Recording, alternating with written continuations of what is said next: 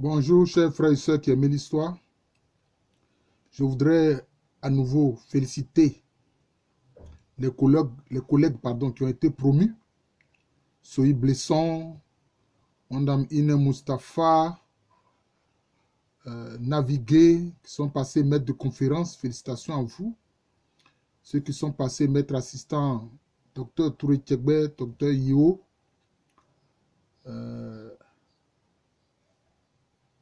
Qui encore, peut-être que j'en oublie, oui. Et puis maintenant à Boaké, il y a mon fils, Bras Désiré, passé maître de conférence. Ma fille Ago, épouse Kwasi, passé maître de conférence. Félicitations à tous, félicitations à Camara Moritier, professeur titulaire. Voilà. Je vous dis bravo. C'est important. Alors, et puis il y a Bakri Nieto, qui est passé maintenant chargé de recherche. Lui, il est chercheur à plein temps. Félicitations à toi, Nieto. Alors, je voudrais parachever ma vidéo sur les rapports, les relations entre l'Ashanti et le littoral. Je crois que ce sera la 7e vidéo de cette série-là. C'est toute une série. Voilà.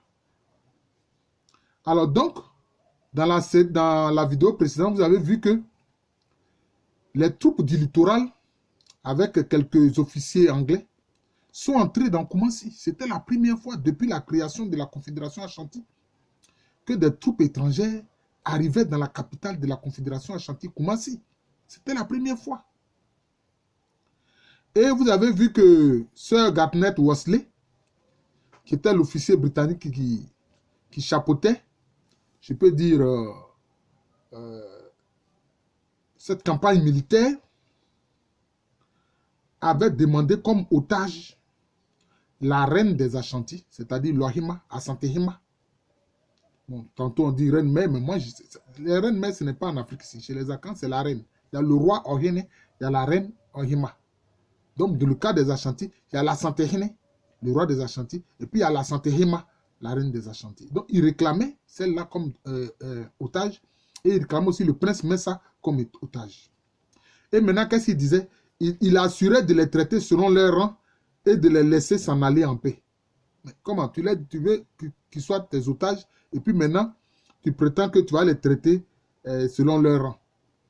Voilà ce que Gardner Worsley dit. C'est vraiment contradictoire. Alors, Koumassi, la capitale des Ashanti, sur ordre de Sir Garnet Worsley, est incendiée.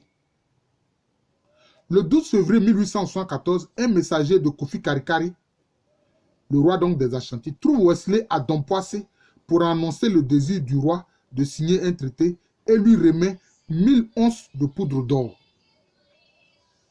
Mais quand Koumassi a été incendié, qu'ont fait les Anglais? Les quelques officiers anglais là, qu'est-ce qu'ils ont fait? Ils ont pillé le palais. Ils ont pillé le palais.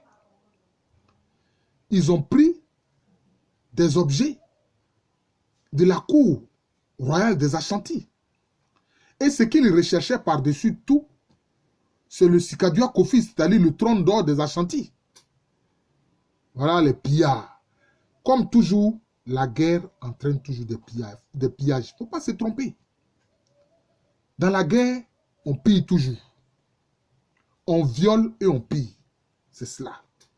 Ils ont pillé le palais des Ashanti. C'est ce que les Anglais ont fait. Worsley rédige un traité au nom de la reine Victoria que signera Sabi Inquiet agissant au nom du roi des Ashanti, Kofi Karikari. Ce traité connu comme le traité de Fomena sera daté du 13 février 1874. Son contenu annonce la paix entre l'Angleterre et ses alliés d'une part et l'Ashanti d'autre part. Il est mentionné la promesse ferme du roi Ashanti de payer les 50 000 onces de poudre d'or dont les 1000 onces sont une avance. L'Ashanti renonce à toute domination sur le Dankira, la Seine, la Tchem, la Dansé et sur tous les royaumes et chefferies alliés de l'Angleterre. le roi Ashanti renonce à toute revendication sur Elmina et son fort. Le roi Ashanti doit rappeler ses troupes qui combattent dans le Nzema aux côtés de Amechi, Diskov et Sekondi. C'est-à-dire qu'il y avait des troupes Ashanti en expédition dans ces zones-là. Le commerce doit être libre entre l'Ashanti et le littoral. La voie marchande entre Koumassi et le Pra doit demeurer toujours libre et ouverte. Voilà, ça c'est ce que les Anglais veulent, puisqu'ils veulent faire du commerce pour s'enrichir toujours. Enfin, les Anglais y ajoutent, le traité demande l'arrêt définitif des sacrifices humains.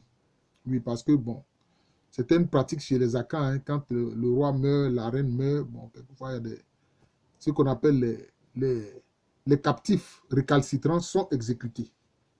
Pour, dit-on, accompagner le roi ou la reine dans l'au-delà.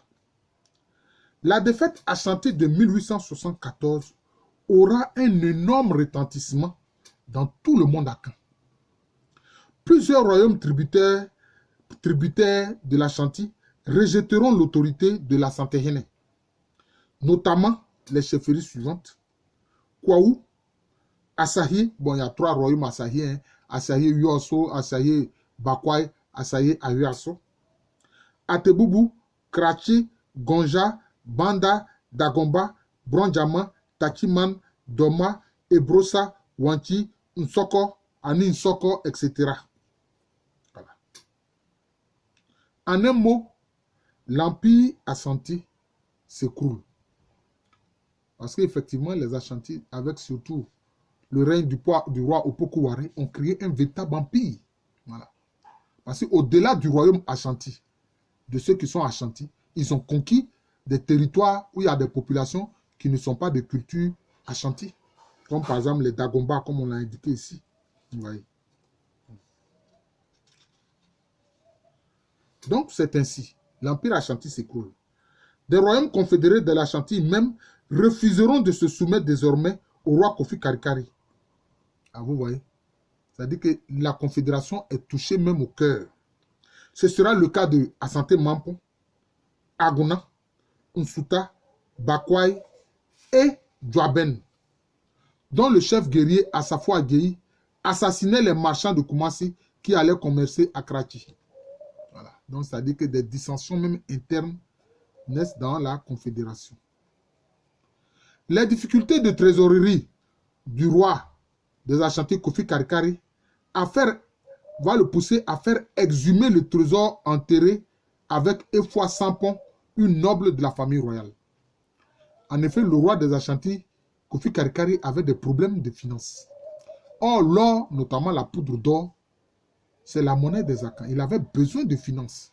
Parce que, n'oubliez pas, le palais a été pillé.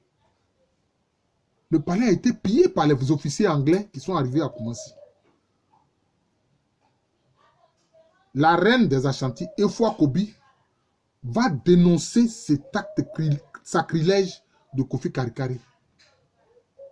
Oui, la reine des Ashanti, la Santehema, Efwa Kobi, va dénoncer ce que Kofi Karikari a fait.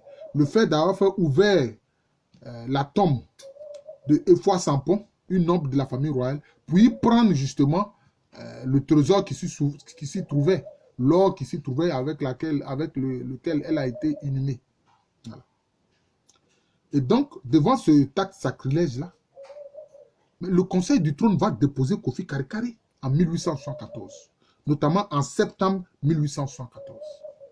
C'est pour ça que je n'ai pas été d'accord avec feu le professeur Nyangurambois, de vénéreux Moumoua, un grand professeur, quand il a dit que le roi chez les Akans est sacré. J'ai dit non, il n'est pas sacré. La preuve, il peut être déposé.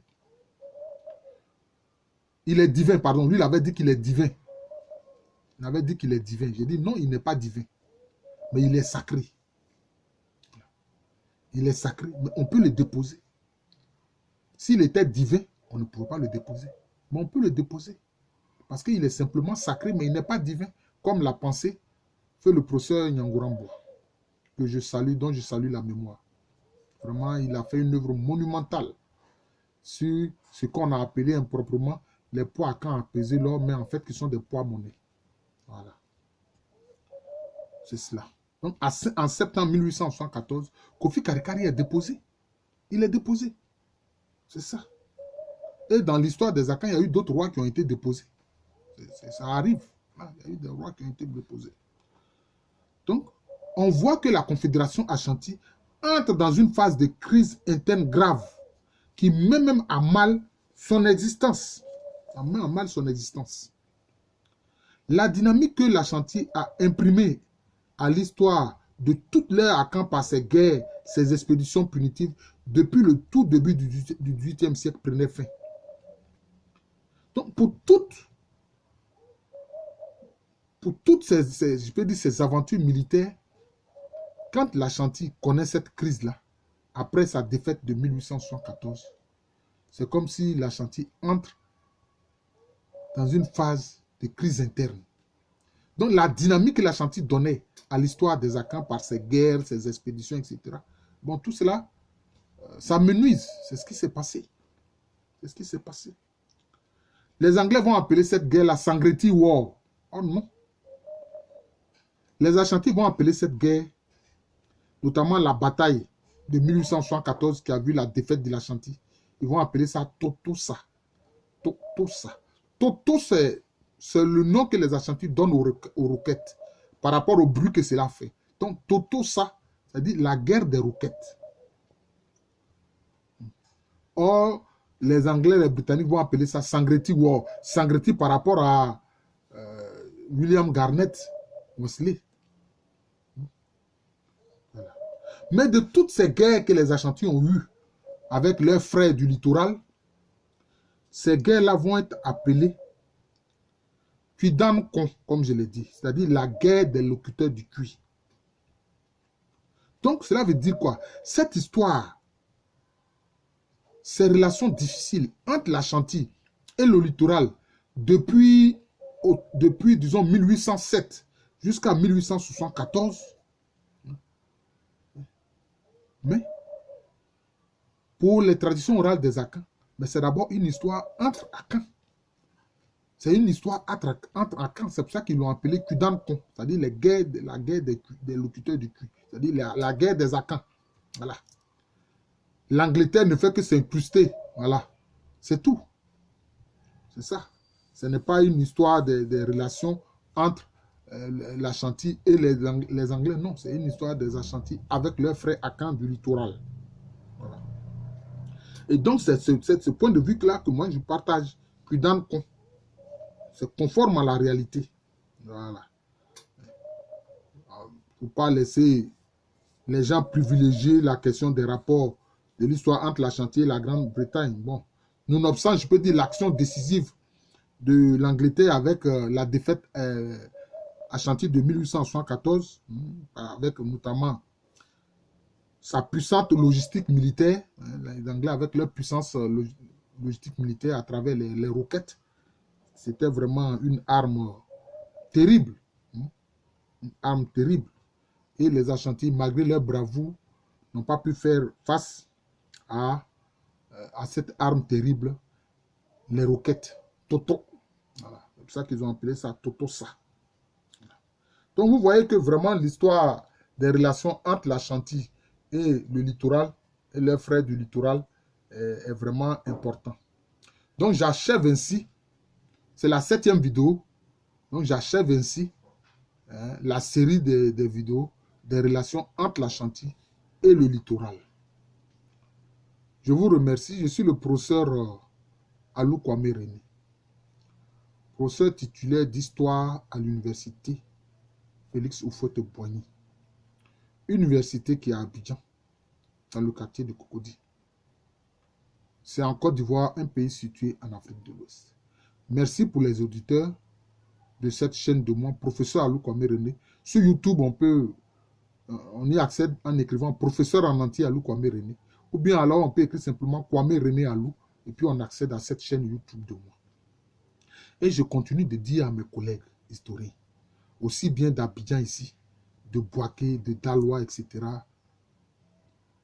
Vous aussi ouvrez une chaîne YouTube. Vous êtes spécialiste d'un domaine de l'histoire. Il faut partager ça sur les réseaux sociaux. en faisant des vidéos. Pourquoi j'ai dit ça? Aujourd'hui, les gens n'aiment pas lire. Moi, j'appelle ça la civilisation de l'image. Les gens n'aiment pas lire. Mais si vous faites une vidéo sur YouTube, sur ce que vous savez, etc., là, ils vont apprécier ça. Ils vont vous écouter simplement et puis ils vont apprendre. Il faut que les Africains connaissent leur histoire. C'est très important. C'est une histoire bien plus riche que l'histoire des Caucasiens. Ça, je vous le dis. Hein.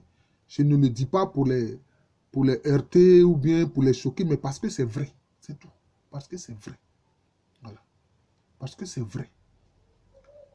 Voilà. Quand Dieu crée l'être humain dans la vallée du Nil et de l'Omo, la Rift Valley, hein,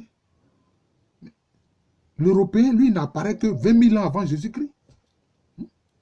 L'Européen, là, le locoderme, là, le descendant de l'homme de Cro-Magnon, lui, n'apparaît que 20 000 ans avant Jésus-Christ. Mais toute la période de presque 3 millions avant Jésus-Christ, hein, et toute cette période jusqu'à moins 20 000 avant Jésus-Christ, c'est simplement l'homme basané, l'homme noir qui était sur Terre. Voilà. Et c'est lui qui a peuplé toute la planète. Et avec le climat, bon, l'un de ses descendants, notamment l'homme de Grimaldi, le noir qui allait en Europe, son descendant, est devenu l'homme de Cro-Magnon, voilà, qui a perdu la mélanine à cause justement du grand froid. Voilà. Et puis maintenant, le centoderme, c'est-à-dire le mongoloïde, hein, là, c'est moins 15 000 avant Jésus-Christ, mais c'est toujours un descendant de l'homme noir.